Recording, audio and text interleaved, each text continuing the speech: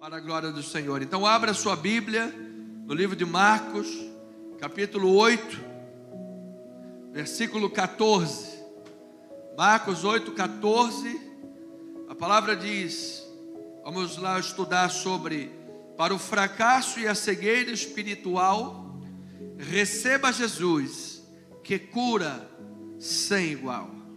Versículo 14 diz a palavra do Senhor: ora, aconteceu que eles se esqueceram de levar pães, e no barco não tinham consigo senão um só.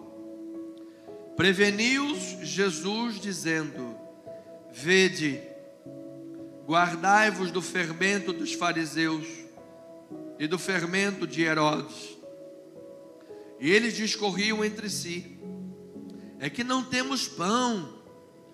Jesus, percebendo, lhes perguntou: por que discorreis sobre não terdes pão? Ainda não consideraste, não compreendestes? Tendes o coração endurecido?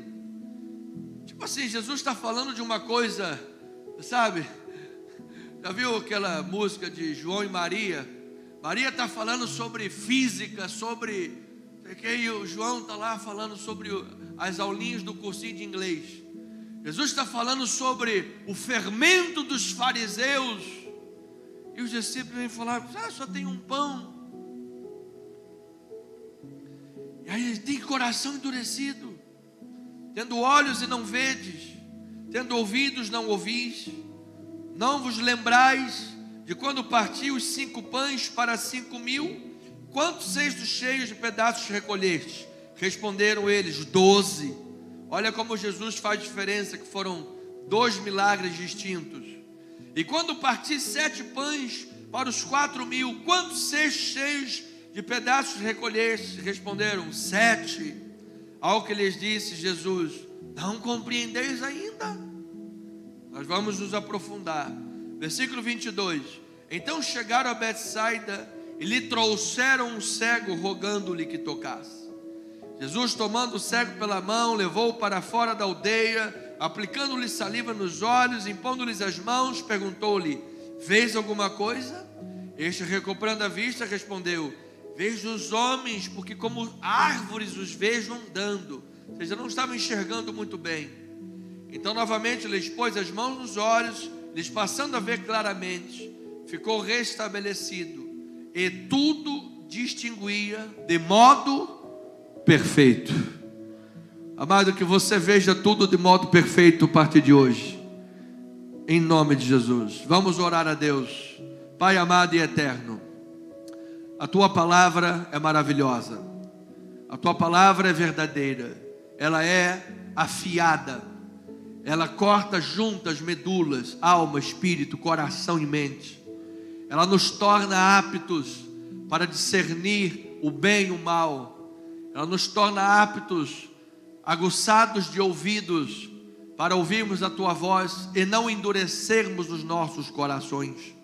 Ela nos dá discernimento, sensibilidade espiritual, capacidade e habilitação para vivermos uma vida espiritual equilibrada, uma vida espiritual saudável, sem amarras ou prisões humanas, o tradicionalismo da religião morta. Fala-nos, Pai, pois queremos viver uma vida espiritual iluminada, longe da cegueira espiritual, longe do fracasso espiritual, uma vida poderosa em Cristo Jesus.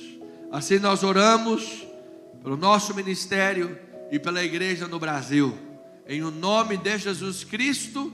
E o povo amado, noiva de Cristo, Assembleia dos Santos Justos em Cristo Jesus, cujos nomes estão arrolados nos céus, digam amém e amém. Louvado seja o Senhor. Minha amada igreja em Cristo Jesus, minha amada família espiritual, povo santo, povo de Deus, chamados para ser reis e sacerdotes nessa terra. Mas a Bíblia diz que Ele é o Rei dos reis, Ele é o Senhor dos senhores. Glória a Deus por isso.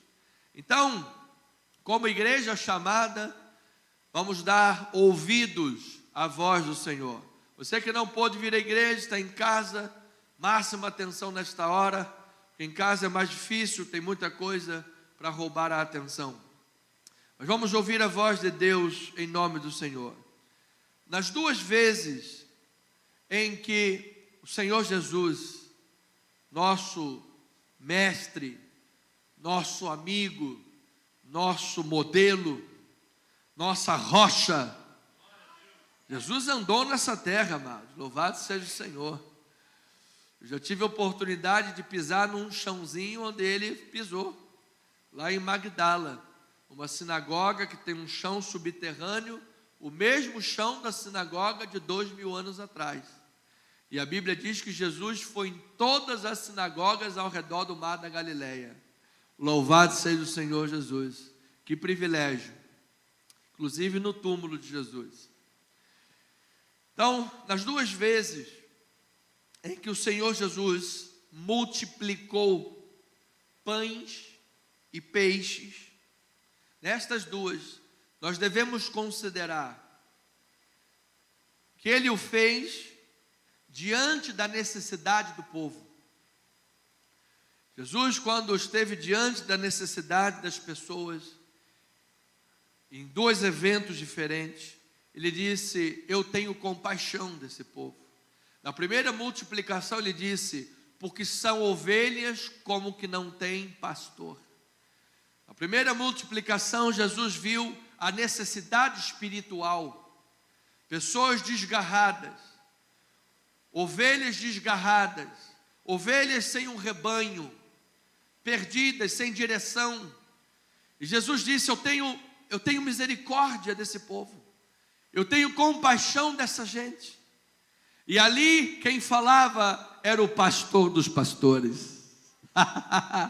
Ali quem falava era aquele que tem todo o poder nos céus e na terra. E esse que fala em Cristo Jesus, ele usa os meus lábios para falar à igreja: eu tenho compaixão das minhas ovelhas. Eu tenho compaixão pela vida espiritual do meu povo. Eu tenho compaixão quando você derrama lágrimas. Eu tenho compaixão de ti no dia do teu sofrimento, no dia da tua dor. Ele tem compaixão pela vida espiritual do seu povo. Por isso ele disse: edifica a minha igreja sobre esta pedra, do grego, esta pedra, porque o Novo Testamento, apesar do pensamento dos discípulos ser um pensamento judaico, eles escreveram em grego, e em grego está lá Petra, uma pedra angular. E Jesus disse: sobre esta pedra angular, sobre esta pedra de esquina, sobre esta pedra grande, edificareis a minha igreja, e as portas do inferno não prevalecerão contra ela. Ela terá uma vida espiritual forte, ela terá uma vida espiritual saudável e poderosa, porque Cristo, Ele é o pastor da igreja. Na segunda multiplicação, que é o contexto do capítulo 8 de Marcos, onde Jesus estava diante das pessoas, ele teve compaixão também. Mas agora ele disse: estas pessoas não têm o que comer. Agora a compaixão de Jesus era voltada pelas questões materiais. O estômago vazio, a fome não espera, a necessidade não espera. Mas eu sei que em Cristo Jesus há suprimento para cada uma das nossas necessidades, amado.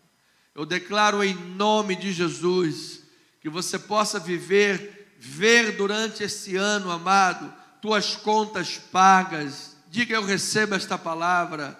Tua despensa cheia, tua geladeira cheia, as despesas da família, o curso, a faculdade, a despesa dos filhos, o que for que você esteja envolvido, que venha uma chuva de provisão sobre a tua vida, amado, porque Jesus tem compaixão pela vida material do seu povo.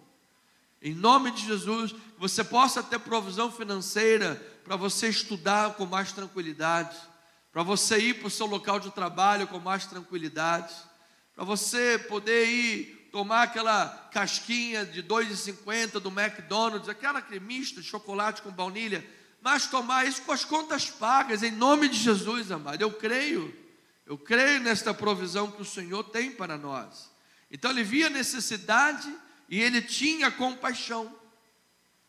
Então, estamos considerando o quadro, estamos pintando aqui o quadro, o mosaico de Jesus perante uma multidão de pessoas em duas ocasiões diferentes. Olha era o sentimento de Jesus.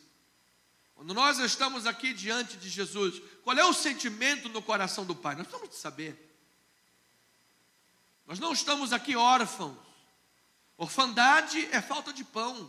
Orfandade é falta de ajuda. Orfandade é falta de abrigo. Orfandade é falta de carinho. Orfandade é falta de um ombro amigo. E ele disse: não vos deixarei órfãos. Louvado seja o nome de Jesus. Então, diante da presença compassiva de Jesus, aquele quadro terrível, aquela multidão de pessoas aflitas e necessitadas, se depararam com a compaixão de Jesus. Toda pessoa desesperada, quando se encontra com a compaixão do Mestre, ela é sarada, ela é restaurada. Toda pessoa desamparada na vida, quando se depara com a compaixão do Mestre, a sua vida é transformada para a glória do Senhor. Não há uma vida sequer que quando é posta diante desta compaixão, e ela permanece a mesma, porque Jesus é poderoso para transformar, Jesus é poderoso para curar, Jesus é poderoso para provisionar, e a mensagem da provisão, da multiplicação é clara. Qual é, meu bispo? Deus proverá, amado. Eu declaro para a tua vida, amado, Deus proverá. Receba na tua família, no teu casamento, na tua casa, na tua vida espiritual, na tua conta bancária, amado, que ela volte para o azul. Deus proverá. Então, em ambas, note uma coisa: na primeira multiplicação, Jesus fez em terras judias, entre os seus. Na segunda multiplicação, você leu o texto básico comigo claramente, foram duas multiplicações. Alguns pseudo-teólogos liberais dizem: olha, o texto está muito igual. Eu acho que foi uma multiplicação só. Querem a todo custo desmerecer a palavra. A primeira foi em terras judaicas, depois entre o povo gentílico. Jesus estava levando o seu ministério para os gentios, e aqui mesmo Jesus faz a diferença para os discípulos. Vocês não entenderam ainda? Quando pegamos 5 pães e 2 peixinhos para 5.000, quantos vocês sobraram? E na segunda, com 4.000 pessoas, 7 pães, quantos sobraram? Foram 2 multiplicações. Isso mostra que Jesus está atento às suas necessidades diversas, amado. E em terras gentílicas, e assim Jesus estava incluindo os gentios no ministério messiânico e provisão exercidos por Jesus. Agora, em ambas as ocasiões, a palavra nos mostra algo interessante que precisamos atentar. A palavra é um livro imparcial, amados. Graças a Deus por isso. Se os escritores bíblicos não estivessem inspirados por Deus, eles iriam querer fazer o quê? Maquiar a palavra. Você já viu aquele vídeo do casamento que o cara casou, noivo, noiva, aí chegaram na lua de mel, dentro do quarto, aí a mulher começou a se despir, aí tirou o brinco, tirou não sei o quê, aí tirou os cílios, aí tirou não sei o quê, e foi tirando, e quando chegou, o cara falou: gente, foi com isso que eu casei. E o cara meteu o pé. Amado, os escritores bíblicos não maquiaram nada. Os escritores bíblicos mostraram o pecado de Davi, mostraram os pecados e a incredulidade de todos, para que nós, ao olharmos isso, possamos dizer: eu quero seguir pelo caminho certo, eu quero ter o modelo bíblico. Assim como mostra a queda, mostra também a galeria da fé. A galeria da fé de homens que foram cerrados ao meio, jogados aos leões, às fogueiras, mas não titubearam na fé, deram um bom testemunho para o mundo, e o mundo não foi digno que eles pisassem nessa terra. E certamente foram recebidos de pé. Diz que Estevão foi recebido por Jesus de pé, amado. Que glória! O homem caiu tombado na terra, mas foi recebido de pé pelo Mestre. E está reinando para sempre com o Senhor Jesus. Então, a palavra nas duas ocasiões mostra o fracasso e a cegueira espiritual dos discípulos. E amados, não é diferente de nós. Quantas vezes não damos ouvidos à palavra? Quantas vezes nos perdemos em assuntos, nos perdemos em elucubrações que nada tem a ver. Amado, a palavra tem a primazia em nossas vidas. Precisamos ler a palavra, precisamos buscar a palavra. Então esse fracasso dos discípulos foi associado ao fato semelhante do fracasso dos fariseus, porque estes, mergulhados na incredulidade, puseram Jesus à prova, pedindo sinais.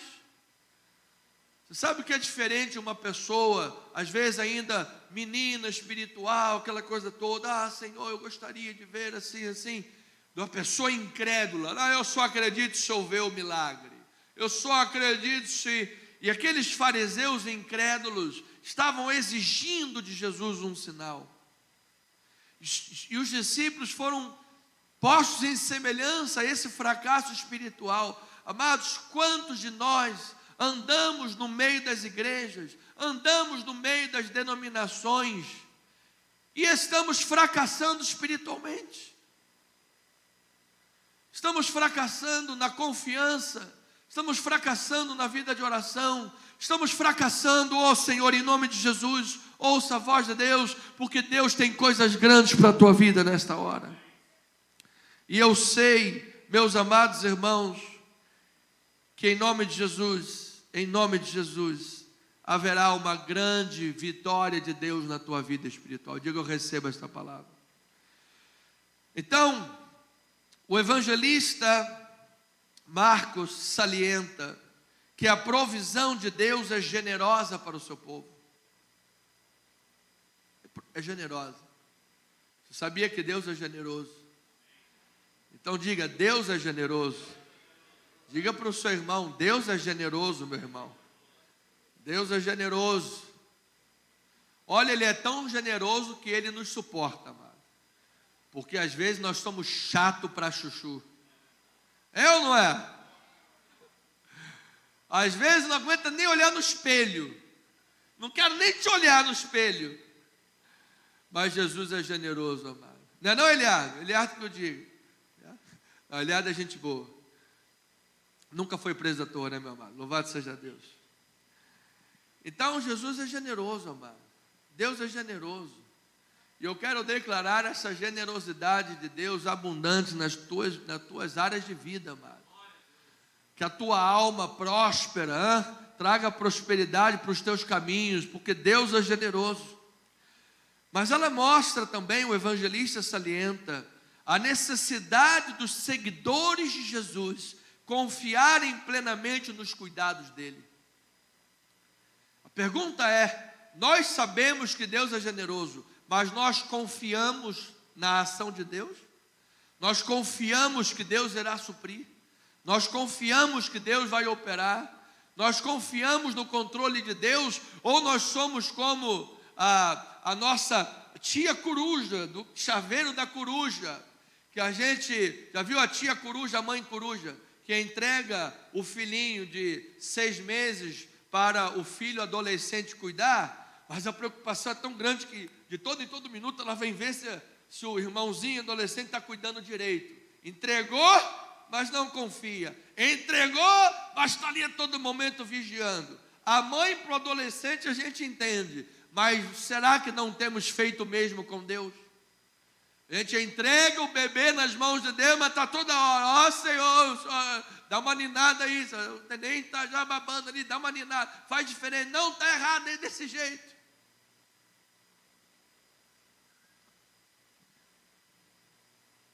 Então, amado, olha, tem uma voz aí pregando, aleluias. a voz que veio do trono.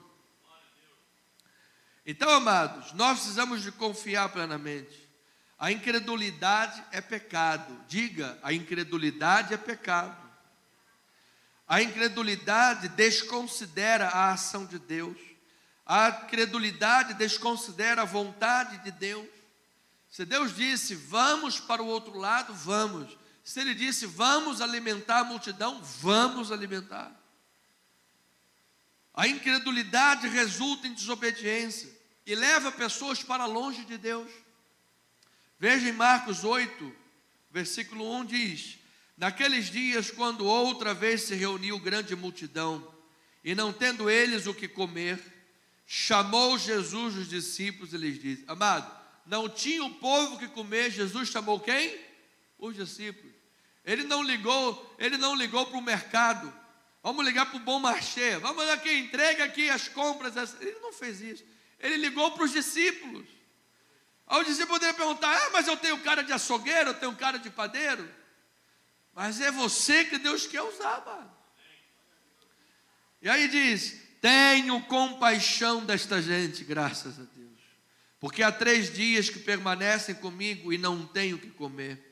Se eu os despedir para as suas casas em jejum, desfalecerão pelo caminho. E diz a palavra, disse Jesus, e alguns deles vieram de longe. Olha, amado, Deus está vendo o teu esforço. Deus está vendo a tua atitude de honrar o seu nome. Acorda cedo, vem para a igreja, serve ao Senhor, dá o seu melhor, se preocupa com as despesas da casa do Pai, não abre mão de ser fiel, ora pelos irmãos. Alguém não veio, irmão, vamos orar, vamos declarar. Amado, Deus está vendo, amado, o teu amor, a tua fidelidade para com a vontade dEle. E Ele diz, agora, olha que gente de coração duro, mas somos nós aqui, amado, muitas das vezes. Mas os discípulos responderam: de onde poderá alguém fartá-los de pão neste deserto? O senhor não está vendo que a minha empresa está de mal a pior? O senhor não está vendo que a minha igreja está com muito banco vazio?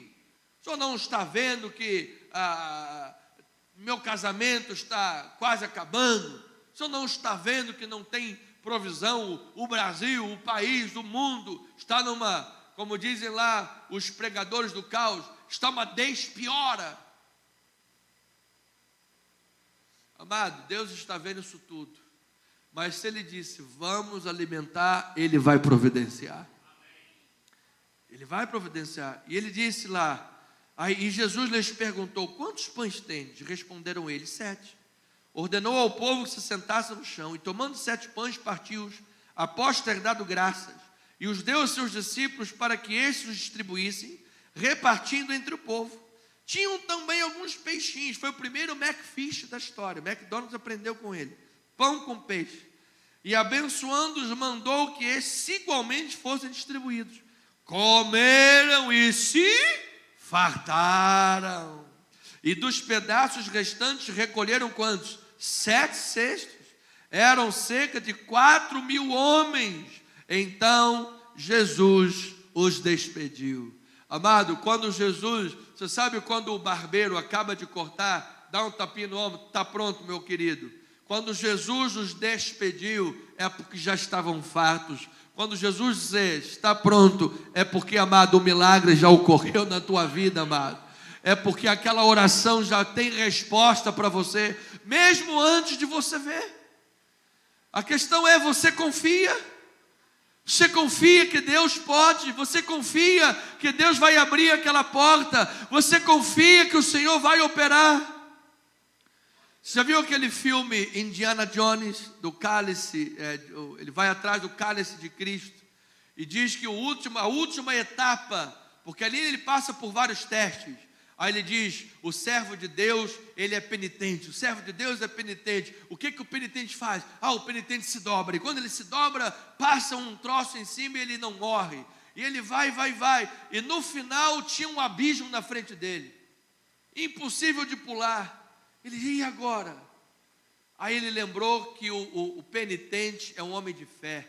E o homem de fé, ele anda no invisível. E ele botou lá o pé. E quando botou o pé, tinha lá uma estradinha e ele foi. Amada, a minha pergunta é: você quer olhar todos os degraus primeiro para estar absolutamente no domínio? Ou você acredita que degrau a degrau Deus vai te dar um degrau novo para subir, amado? Deus é fiel. Vamos aplaudir ao Senhor e glorificá-lo? Então, Jesus exorta os discípulos de serem cegos e surdos para a realidade espiritual. Eles eram cegos e surdos por causa do materialismo deles, a dificuldade de se desprender, de acreditar. Então Jesus os exortou, Jesus os repreendeu. Porém, amados, há uma promessa de superação desse fracasso. E há a promessa de Deus de superação para a tua vida e para a minha também. A passagem do texto básico que nós vamos entrar agora, estamos fazendo um Sitzleben, estamos fazendo o que um pregador deve fazer, apresentar o pano de fundo, para quando a igreja entrar no texto, saber onde está, o que é que está acontecendo. E muitas das vezes o pregador acha que todo mundo tem o mesmo conhecimento que ele tem. Então ele já vai entrando no assunto, a pessoa, mas espera aí, eu não peguei a matéria. Então para isso serve um Sitzleben, serve um pano de fundo. A pessoa fica perdida lá.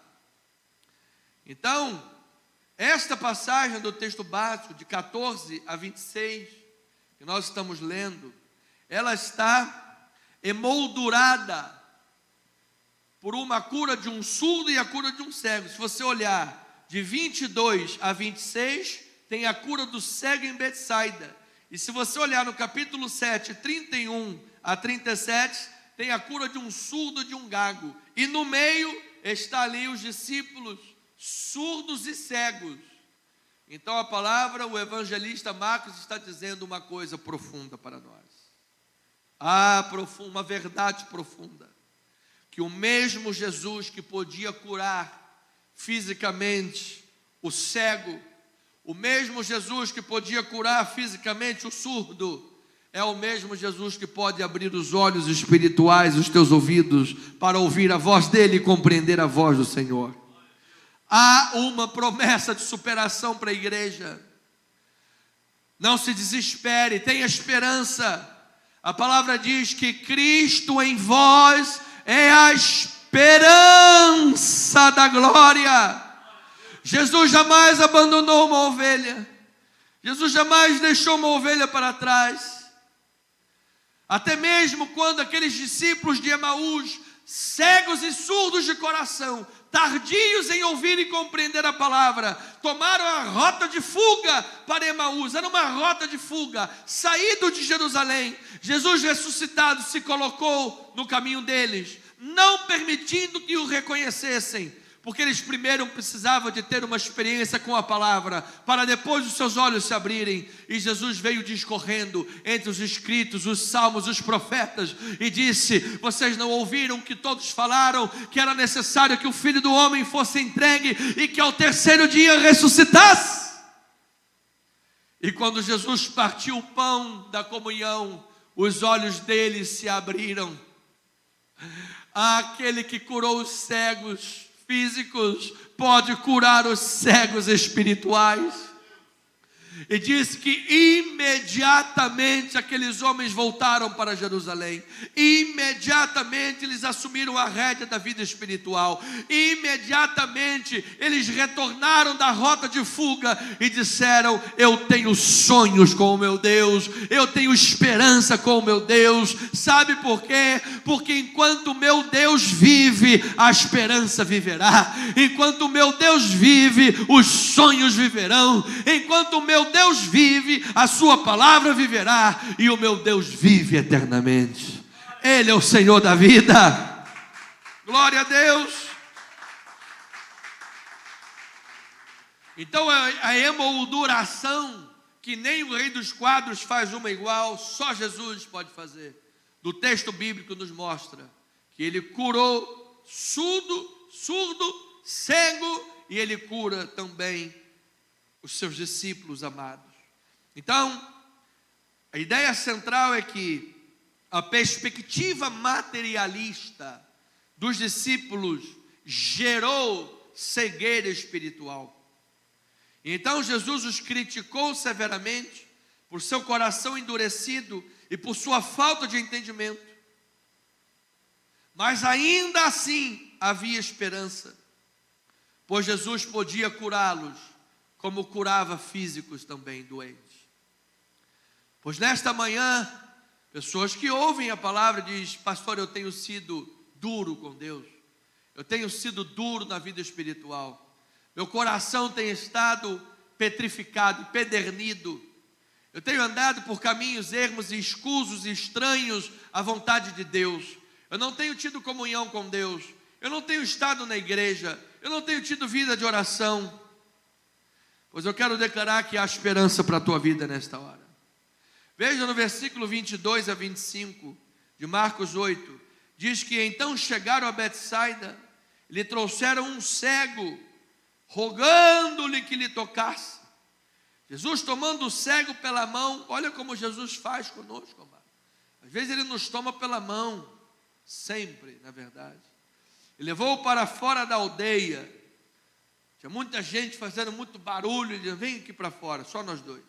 Aplicando-lhe salivas aos olhos e impondo-lhes as mãos, perguntou-lhe: vês alguma coisa? Ou seja, Jesus estava trabalhando nos sentidos daquele homem, para ele entender que Jesus não precisava de nada. Jesus precisava só pensar. Jesus precisava só pensar: está curado. Estou curado. Não precisava de nada. Jesus não precisava nem chegar perto dele. O cara estava lá ainda, lá na outra cidade. Jesus, na sua soberania: aquele fulano está lá, está curado agora, acabou. E o cara nem saberia quem foi que curou. Mas para que ele soubesse, Jesus trabalhou, tocou, foi lá e fez, para que aquele homem participasse da cura. Ele diz que, recobrando, 24, a vista, respondeu: vejo os homens como árvores, andando. Então, novamente, ele pôs as mãos nos olhos e, passando a ver claramente, ficou restabelecido e tudo distinguia de modo perfeito. Amado, os grandes teólogos dizem que quando a coisa era feita por etapas, dignificava ainda mais aquele que estava fazendo a obra. Eu quero lhe dizer, amado, que nem tudo é instantâneo. Nem tudo na vida é miojo, 3 minutos já resolveu. Tem coisas na vida e, quiçá, a maior parte delas devem ter estágios. O estudante de medicina, ele passa um tempo em residência, ele faz estágio. Então, primeiro estágio passou, segundo estágio são os processos que Deus opera, e muito pastorzinho, coaching, está retirando os processos da Bíblia.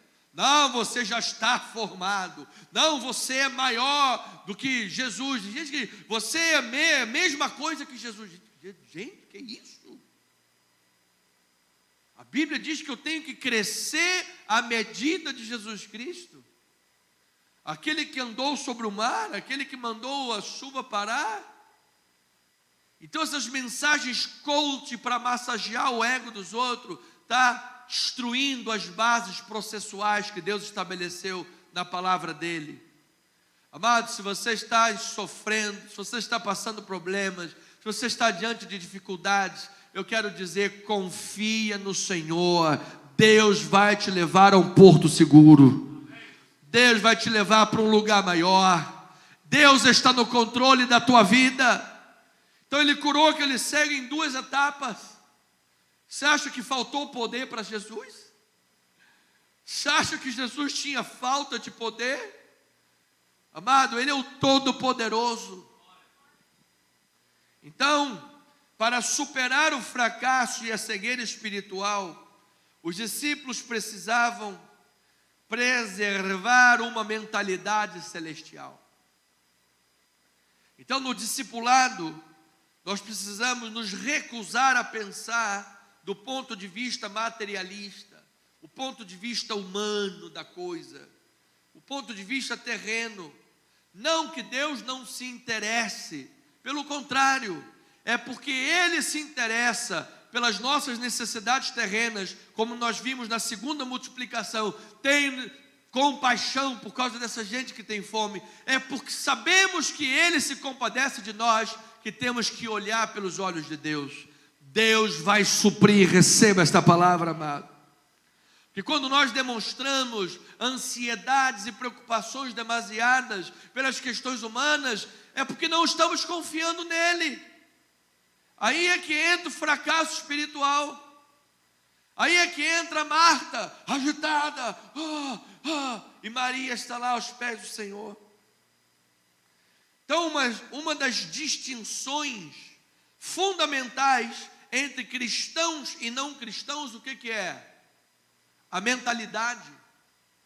Quando você olha a mentalidade de um cristão e a mentalidade de um não cristão, isso aí é muito diferente.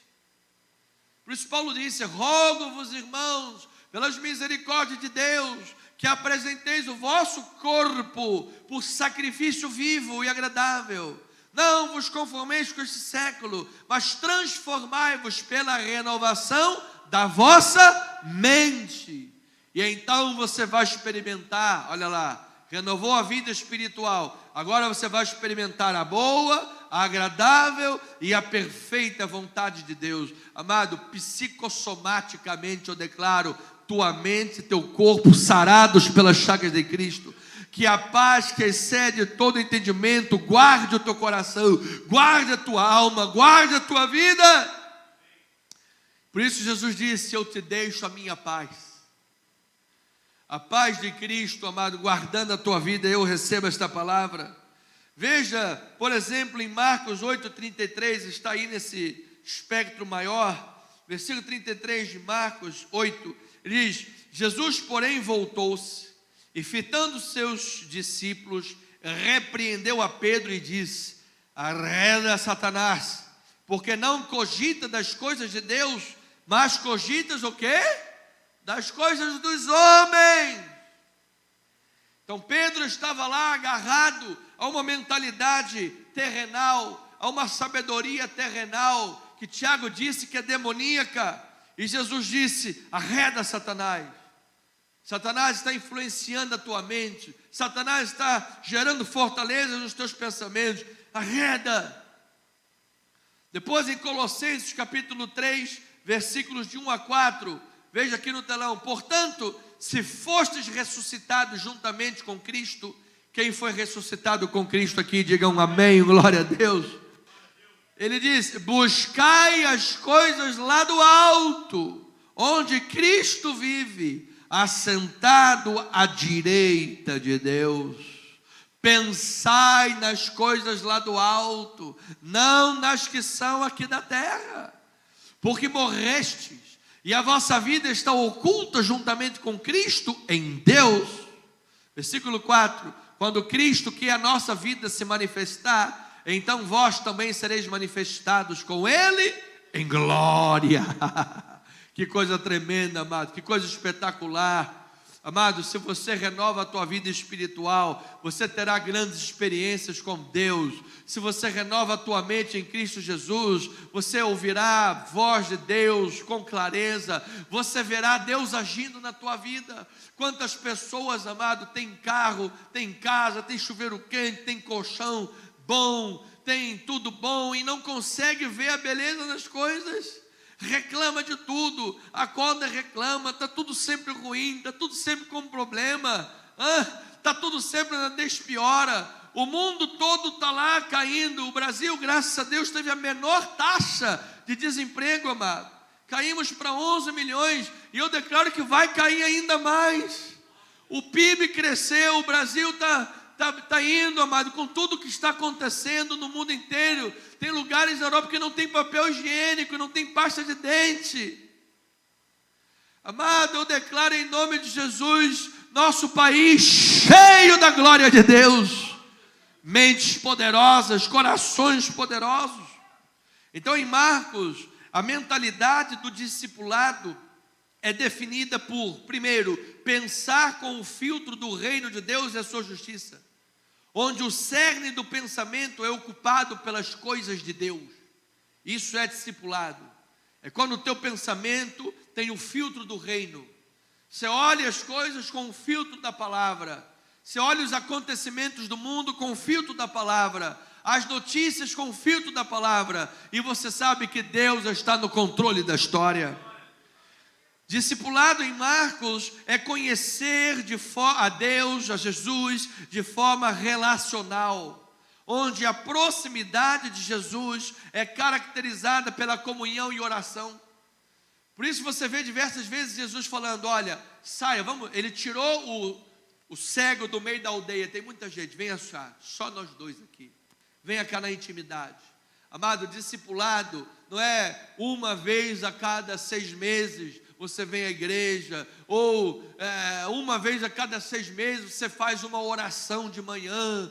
Não, amado, discipulado é você andar do lado, é você andar junto, é caminhar lado a lado. Jesus está caminhando, Jesus está entrando aí num vale, mas não sou eu que estou, Jesus não está indo, vai junto com ele. Anda junto com ele, amado, onde eu estou, ali estará também o meu discípulo, e se alguém me honrar, o Pai o honrará, se alguém me servir, o Pai o honrará. Se você anda com Jesus como andou Enoque, você verá a glória de Deus. Se você anda com Jesus como andou Saulo de Tarso, transformado para a glória de Deus, você será um grande missionário em nome de Jesus. Então, o discipulado é entender a palavra pela revelação espiritual que só Jesus pode conceder. Eu declaro olhos espirituais curados nesse lugar. Então, a mentalidade celestial rejeita o egocentrismo. Você veja que Pedro cogitava o quê? Das coisas dos homens.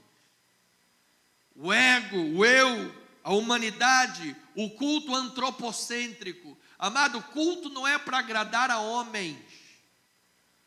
Não, vamos fazer de tudo aqui para agradar aos homens. Não tem problema em nós querermos nos agradar. Não tem problema com isso. Nós não temos que ser mal educado com ninguém, dar chibatada em ninguém. Não entenda o contrário. Mas o culto não é para agradar a homens. O culto visa agradar a Jesus. Você está aqui para agradar a Jesus. E quando você quer agradar a Jesus, amado, seja uma mensagem que o pastor, ou seja uma mensagem tranquila, você vai sair cheio do Espírito Santo. Diga glória a Deus por isso. Isso é a verdade da palavra, é a mentalidade espiritual. Então Pedro estava lá agarrado no egocentrismo, e isto causa cegueira espiritual. Olha, no egocentrismo está o âmago do pecado. O pecado é independência de Deus. É a pessoa achar que pode viver sem a orientação de Deus. Deus disse que se você comer desse fruto, você vai morrer. Mentira. Você será como Deus. A serpentinha. Você será como Deus. Aí ele vai lá e come a serpente. E come... Antes tivesse comido a serpente, joga no fogo e assa ela e depois carne de cobra. Daqui a pouco tem alguém falando que eu estou incentivando contra a fauna brasileira, não vai poder nem brincar mais. É verdade, o mundo está chato. Mas eles comeram o fruto. E aí o que aconteceu? Morreu a humanidade, morte espiritual, pela desobediência veio o pecado. Aí agora tem um monte de gente doente. Aí agora a nossa pastora está lá com desinteria. Quando eu encontrar com Adão no céu. Não vou brigar, não, eu vou perdoar. Está perdoado, filho. Só pela graça de Deus. Então, amado, adoração ao ego é a criatura no lugar do Criador. A minha pergunta é: você confia em Deus para suprir as necessidades, para conduzir a tua vida, para levar pelos pastos verdejantes? Ou você quer com o teu ego estar andando na frente de Deus? Nunca. Então você veja, Caim teve inveja do irmão, olha o ego inflado dele. Primeiro assassinato. Esaú, por causa de uma fominha que estava lá, abriu mão da bênção espiritual por um prato de lentilhas. Você veja, olha, o egocentrismo ainda é burro, não é não? O egocentrismo ainda é burro, porque o cara tinha lá toda a bênção de Deus sobre ele e trocou aquilo por um prato de lentilhas. Então Deus tem, amado, toda sorte de provisões para a tua vida, amado. E a pessoa prefere cair no laço do capeta. Amado, o capeta vai te prometer a vida e vai te pagar a morte. O capeta vai te prometer liberdade e vai te escravizar. E lá no final do contrato dele é que ele coloca, e no fim te leva para o inferno. Com Jesus é diferente. Aquele que quer me seguir, tome a sua cruz e me siga. Mas você vai entrar no gozo do teu Senhor. Aleluia! Nós vemos muitos exemplos desse egocentrismo. Jacó enganou o pai, os irmãos de José mentiram, deram o cara como morto. Você veja a história de José, amado. Lá vem o tal sonhador, ele sonha muito, ele está sonhando demais. Vamos matar ele e vamos ver o que dá o sonho dele. Aí vem lá o outro irmão, mas vai, não, vamos matar não, vamos só vender ele como escravo, e a gente diz para o papai que ele está morto. Olha toda a trama do ego, toda a trama maligna da carne. Mas sabe de uma coisa, amado? Os dois lados da moeda continuavam girando. Deus continuava soberano, mesmo na ação equivocada dos homens, porque Deus usou toda essa questão para levar José a primeiro-ministro do Egito, e depois toda a família disse, olha, eu vou comer na mão desse homem. Por quê? Porque foi Deus que usou. Diga glória a Deus por isso. Deus está no controle da tua vida. Então, nesses 5 minutos, repetidamente ao longo das Escrituras, vemos a sombra horrível do ego corroendo o relacionamento das pessoas com Deus. Amados, o nosso lado espiritual, a nossa mentalidade espiritual, é facilmente obscurecida por causa do nosso materialismo, do nosso ego, das nossas ambições. Quando Jesus viu aquele jovem rico, e ele disse, Jesus, eu tenho feito tudo isso. Deus falou, tá bom, só te falta uma coisa. O quê? Vende os teus bens e dá aos pobres. Ele abandonou Jesus. Amado, Jesus mandasse eu dar até as cuecas, eu dava as cuecas. Dá o sapato de pelica. Sabe quantos anos tem esse sapato, amado? Vai fazer 10 anos. Vamos cortar um bolo para esse sapato mês que vem. Amada, já prepara lá a torta de frutas. Vamos cortar um bolo. Esse sapato é de 2013. Se alguém sentiu no coração dar um sapato novo, pastor? Amém? É? Poxa. Pronto. Então, amado, que as coisas espirituais estejam acima dos nossos egos. Então, para superar o fracasso e a cegueira espiritual, os discípulos precisavam lembrar quem é Jesus, lembrar que Jesus estava presente.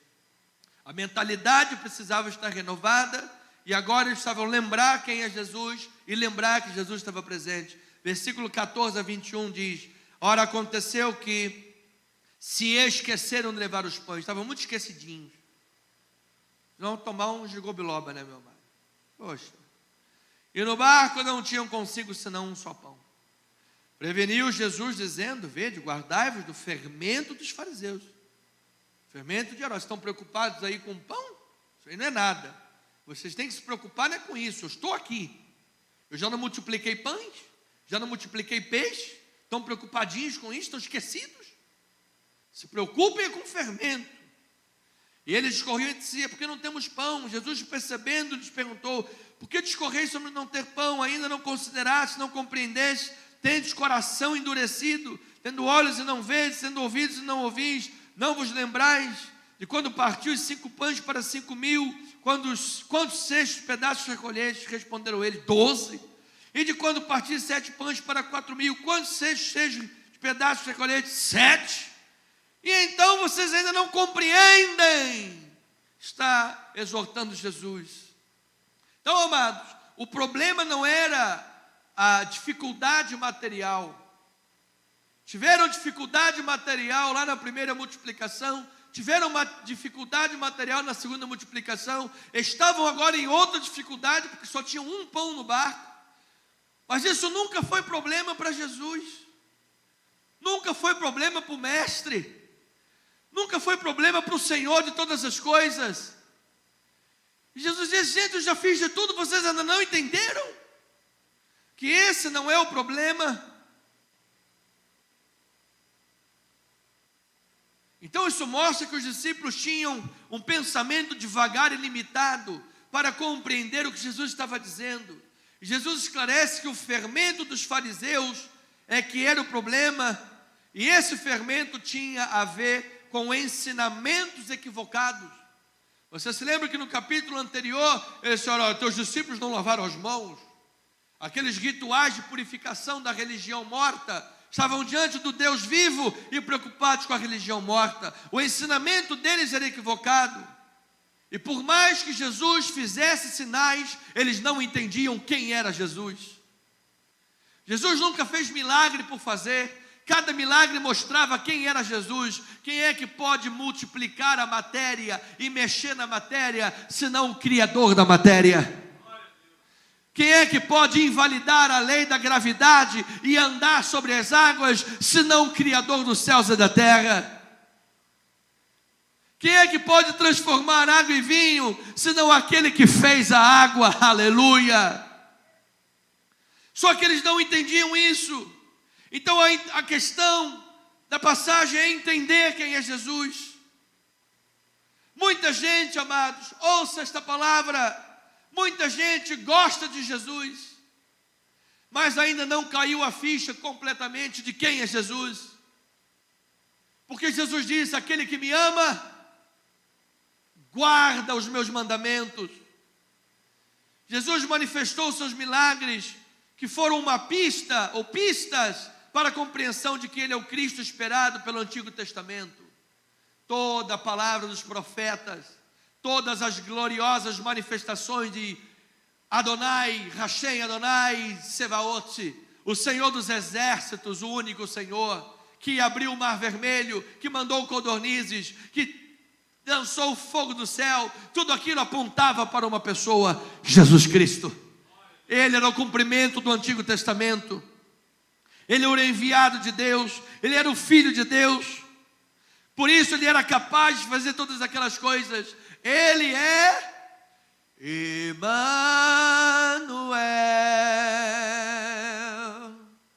Emanuel.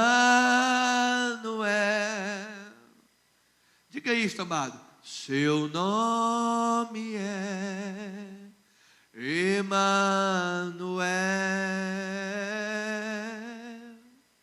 Ele me amou, me perdoou. Seu nome é Emanuel. Ele está na tua vida nesta hora, amado. Você ama esse Jesus? Levante as tuas mãos para os céus, amado. Ele está presente na tua vida agora. Ele está presente na tua família, você e na tua casa. Ele está presente agora em teus caminhos. Se você o reconhece como Filho de Deus, único, soberano Senhor, Criador dos céus e da terra, Salvador da tua vida, se você o recebe nesta hora, Ele cura a tua cegueira espiritual, Ele cura a tua surdez espiritual, Ele abre os teus olhos e ouvidos, Ele sopra cura na tua vida nesta hora, porque Ele é Emanuel. Diga: Jesus está na minha vida. Vamos louvar a este Deus maravilhoso, vamos aplaudi-lo, vamos glorificá-lo. João capítulo 6, versículo 24, diz a palavra: quando, pois, viu a multidão que Jesus não estava ali, nem os seus discípulos, tomaram os barcos e partiram para Cafarnaum à sua procura. E tendo-o encontrado no outro lado do mar, lhe perguntaram: Mestre, quando chegastes aqui? Respondeu-lhe Jesus: em verdade vos digo, vós me procurais, não porque viste sinais, ou seja, porque entenderam os meus sinais, mas porque comeste dos pães e vos fartaste. Que chulapada, hein? Que lambada, hein? Trabalhai não pela comida que perece, mas pela que subsiste para a vida eterna, a qual o Filho do Homem vos dará, porque Deus Pai o confirmou com o seu selo. Dirigiram-se, pois, a ele, perguntando: que faremos para realizar as obras de Deus? Respondeu-lhe Jesus: a obra de Deus é esta, que creiais naquele que por ele foi enviado. Então lhe disseram eles: que sinal fazes para que o vejamos e creiamos em ti? Quais são os teus feitos? Nossos pais comeram o maná do deserto, como está escrito: deu-lhes a comer pão do céu. Replicou-lhe Jesus: em verdade vos digo, aletheia, aletheia, não foi Moisés quem vos deu o pão do céu. O verdadeiro pão do céu é meu Pai quem vos dá. Porque o pão de Deus é o que desce do céu e dá vida ao mundo.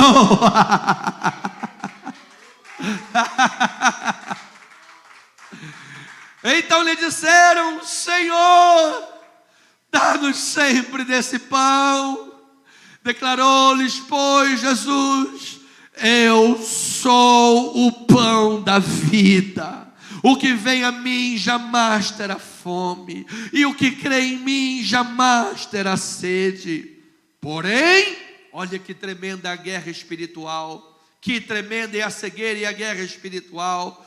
Eu já vos disse que, embora me tenhais visto, não credes. Todo aquele que o Pai me dá, esse virá a mim, e o que vem a mim, de modo nenhum lançarei fora. Porque eu desci do céu, não para fazer a minha própria vontade, e sim a vontade daquele que me enviou. E a vontade de quem me enviou é esta: que nenhum eu perca de todos os que me deu. Pelo contrário, eu o ressuscitarei no último dia. De fato, a vontade de meu Pai é que todo homem que vir o Filho e nele crer tenha a vida eterna, e eu o ressuscitarei no último dia. Aleluia! Então, amadas ovelhinhas, diante de todo o exposto nesta manhã, eu preciso, à guisa de conclusão, dizer-lhes: há uma promessa de superação do fracasso. Diga glória a Deus por isso. Há uma esperança de superação desta cegueira. Primeira, guarda-te dos fermentos dos fariseus, mergulhados no tradicionalismo de uma religião morta, orgulhosos pelo egocentrismo e duros de coração, que eram capazes de criticar Jesus por curar e fazer o bem no sábado.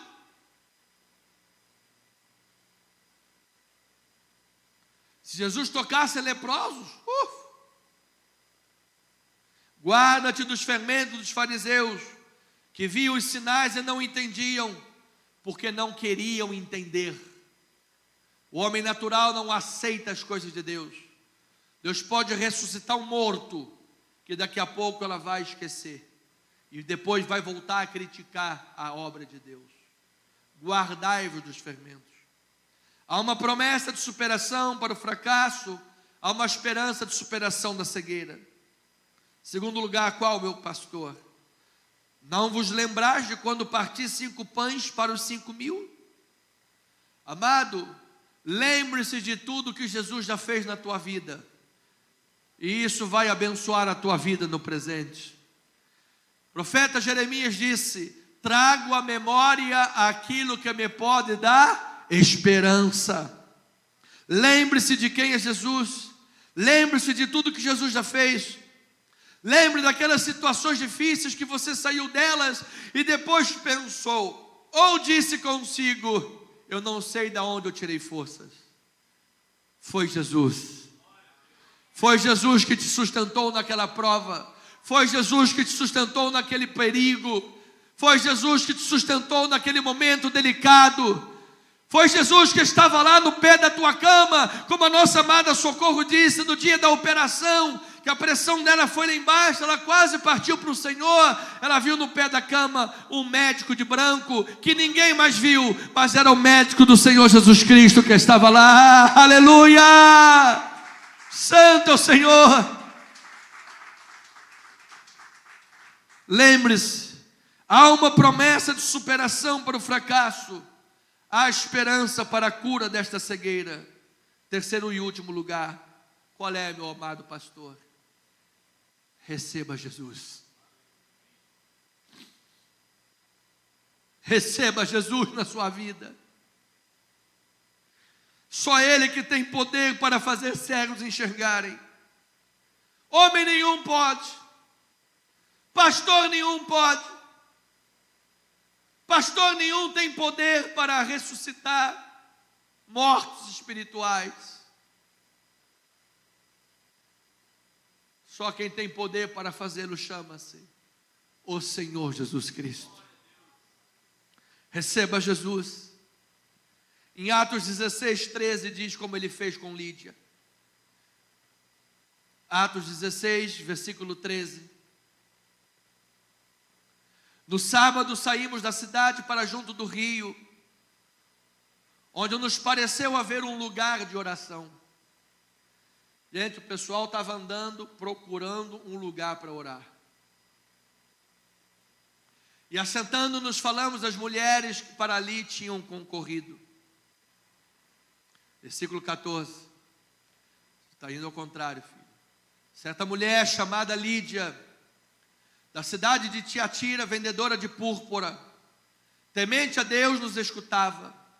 O Senhor lhe abriu o coração para atender as coisas que Paulo dizia. Diga glória a Deus por isso. Depois de ser batizada, ela e toda a sua casa nos rogou, dizendo: se julgais que eu sou fiel ao Senhor, entrai em minha casa e aí ficai. E nos constrangeu a isso. Pois eu quero lhe dizer, amado, que o Senhor Jesus nesta manhã é poderoso para abrir corações e dar entendimento da sua palavra. Ele pode curar a Pedro egocêntrico. Ele pode curar discípulos materialistas que não entendem dificultosamente, tem muita dificuldade. Ele pode trabalhar no coração daqueles que ouvem e que estavam longe. Ele pode abrir o coração de Lídia, uma gentia. E esta manhã, você que me ouve, já recebeu Jesus? Lídia pediu para os apóstolos: fiquem na minha casa. Se vocês me veem agora como uma mulher fiel e crente no Senhor, por favor, fiquem na minha casa. Jesus tem lugar na tua casa, amado. Jesus tem lugar na tua família. Quando você se senta para almoçar, você agradece o almoço. Quando você acorda e vai dormir, você ora a Deus para agradecer. Sexta-feira você tem feito culto no lar, na sua residência. Jesus tem que ter lugar na tua casa. Ainda quando você tem que constranger a tua carne para isso, faça, porque toda cegueira será dissipada, toda surdez acabará, e como os discípulos, você crescerá. Como discípulo de Jesus, você se parecerá com Ele, e certamente, amado, receba na tua vida, que para o fracasso e a cegueira espiritual, só Jesus tem uma cura sem igual. Que assim seja, assim diz o Senhor.